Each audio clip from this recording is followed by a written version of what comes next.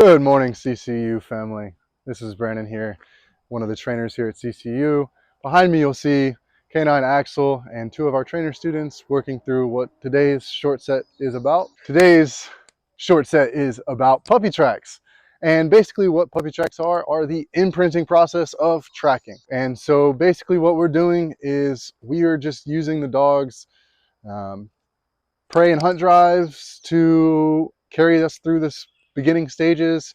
We tease the dog up with the toy. The dog chases the person with the toy. He gets the reward. We're just making it a very good experience, just like with all training, a positive experience. So we're starting out with basically just teasing the dog up, getting him amped up, getting him into drive so that he's ready to chase wherever that toy went. And the way that we're starting that is one person's posted out with the dog, the other person's teasing the dog up, leaves a scent pad, then scuffs all the way down. And so we're basically imprinting the dog on human odor for the exercise or for tracking in the long run. And we're pairing that odor at the end of that reward, or at the end with the reward.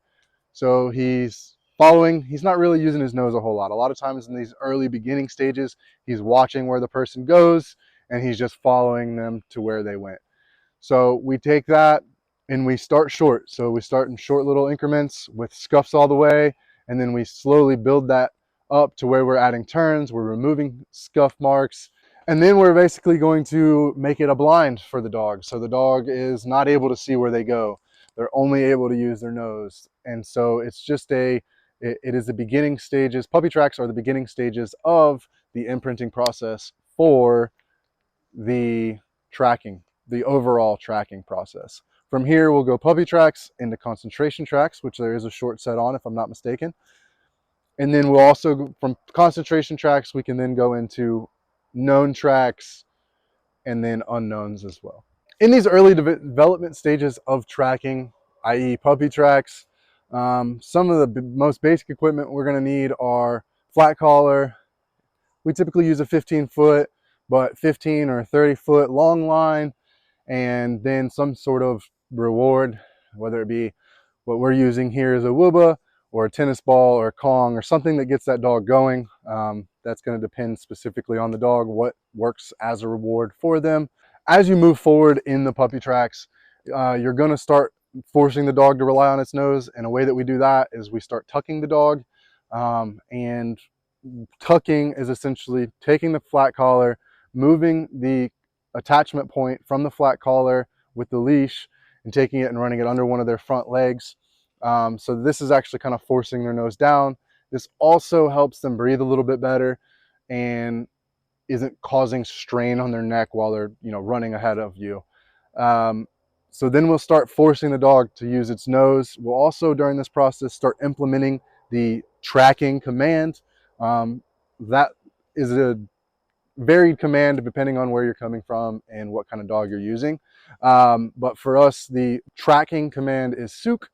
And so we also start to associate that word, that command, with the process in what we're doing. So we'll tease the dog up.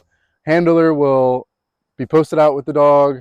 The decoy or the person with the toy is going to tease the dog up. They're going to leave a scent pad. They're going to run off. They're going to scuff along the way, and then they're going to find something to hide behind. The handler is then going to give that command.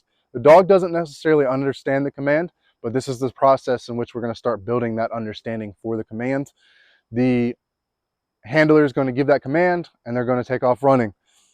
They're going to take off running until that dog reaches the decoy or the reward at the end, and then they get fed the reward or the treat or whatever that looks like in your specific training instance. And then we're just going to repeat that process, making it a little bit harder and a little bit longer with each iteration. Thank you for joining today's short set. I'm Brandon here with Custom Canine Unlimited. Canine Axel back here is just getting started. If you have any questions, please feel free to reach out. We've got trainer courses available, as well as handler courses. Check out our website, customcanineunlimited.com. And we will see you Friday for our podcast, Source Podcast, all things working dogs. Thank you for joining me.